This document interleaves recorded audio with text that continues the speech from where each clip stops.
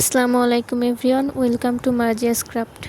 আজকে আমি আমার একটা ড্রেস বানাচ্ছি একদমই কম প্রাইসের মধ্যে। এত কমে এত সুন্দর একটা ড্রেস বানানো যাবে সেটা আমি আগে ভাবিনি।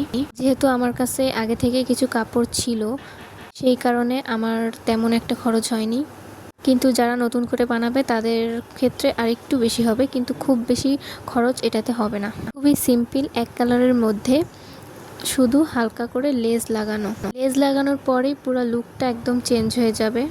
এটা হচ্ছে বডির পার্ট। বডিটা আমি প্রথমে কাটিং করে নিচ্ছিলাম।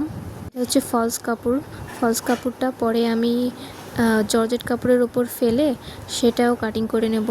এটা কিন্তু পিওর সুতি কাপড় না, এটা হচ্ছে জামার নিচে যে ফলস কাপড় দেয়া হয় সেই ফলস কাপড়। পিওর সুতি কাপড় দিলে একটু গরম লাগে, সেই কারণে আমি পিওর সুতি কাপড় দেইনি। ফলস কাপড়টা অনেক পাতলা হয়, একটু গরম কম লাগে, এই কারণে এটা ইউজ করছি। পেছনের গলা আমি অনেক বেশি বড় করি না, এজন্য আমি ছোট করেই কাটছি। কিন্তু এই ধরনের গলাতে যেগুলাতে আমি টার্সেল লাগাবো, টার্সেল লাগানো গলাগুলোতে বড় গলা দিলে ভালো লাগে। এবার আমি জর্জেট কাপড়টা কাটিং করে নেব। না, জাস্ট ফলস কাপড়টা জর্জেট কাপড়টার উপর রেখে বডি কাটটা আমি করে নেব। এই ড্রেসটা আমি পরার পরে অনেকেই আমাকে জিজ্ঞাসা করেছে যে এটা কি আমি নিজে বানাইছি কিনা। কেউ কেউ ভাবছে হয়তো এটা কেনা রেডিমেড, বাট আমি এটা নিজে বানাইছি। এবং আমি তাদেরকে বলছিলাম যে আমি হচ্ছে এগুলা ভিডিও দিব, তখন দেখতে পাবি তোরা। আমি আসলে তেমন খুব আহামরি দর্জি না, কিন্তু আমি যেটুকু পারি সেটুকুই আলহামদুলিল্লাহ আমার জন্য। তো এইভাবে আমার বডি কাটিংটাও প্রায় করা শেষ। এটা আমি বানাইছিলাম অনেক আগে, মানে আমি এখানে আসার আগে বাসায় থাকতে এটা বানানো। বাসায় থাকলে আসলে অনেক কাজই করা হয়, কিন্তু এখানে এসে আমি অনেক কাজ মানে কোনো কাজই করতে পারি না বলতে গেলে। কাজ থাকে, দেন আদার্স অনেক কাজ থাকে যেগুলো করে আর এগুলো করা হয় না। এবার হচ্ছে অপর পিঠ আমি আবার কেটে নিব, মানে ওটা ছিল হয়তো বা সামনের পার্ট। এবার এটা হচ্ছে আমার পেছনের গলা, যেটা আমি একইভাবে জর্জেট কাপড় ভাঁজ করে তারপরে ফলস কাপড়টা রেখে সেটার মেজারমেন্ট অনুযায়ী কেটে নেব।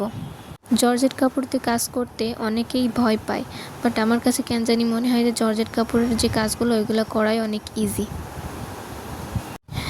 এই ভিডিওটা অনেক বেশি লং হয়েছে, কারণ আমি সাধারণত এত লং ভিডিও দিই না, বাট এটা যেহেতু একটা কাটিং ভিডিও এবং একটা টিউটোরিয়াল ভিডিও, তো এই কারণে এটা একটু লং ভিডিও হবে, এটাই স্বাভাবিক। এই যে ব্যাস আমার এই পাশেটাও কাটা শেষ। এবার আমি গাউনের নিচের পার্টটা কেটে ফেলবো। নিচের পার্টের কাপড়টা আমার কাছে আগে থেকেই ছিল, এটা আমি আর কিনিনি। আমার আরেকটা গাউন থেকে আমি এটা জাস্ট কেটে নিব। ওই গাউনটার আসলে সব কিছু ঠিক ছিল, শুধু উপরের পার্টটা একটু নষ্ট হয়ে গিয়েছিল। এই কারণে আমি ভাবলাম যে এটা দিয়ে নতুন একটা বানিয়ে। এই যে হচ্ছে লেস, এই লেসটা আমি এই কালারের সাথে ম্যাচিং করে কিনে আনছি। ওর সাথে সিলভার কালারের লেস খুবই সুন্দর লাগবে। এবার আমি সেলাই শুরু করব। প্রথমে গলার পার্ট সেলাই করে নিচ্ছি ফলস কাপড়ের সাথে একবারে। হচ্ছে সেই টার্সেলটা, এই টার্সেলটা অনেক বেশি ভালো লাগে আমার কাছে, এরকম বড় করে টার্সেল বানালে। তাই আমি হচ্ছে পেছনের পার্টে গলার সাথে অ্যাডজাস্ট করে নিচ্ছি। এবার হচ্ছে লেজের পার্টটা আমি ওড়না এবং নিচের পার্টে অ্যাডজাস্ট করে নেব। আল্লাহ হাফেজ, সবাইকে ভালো থাকবেন।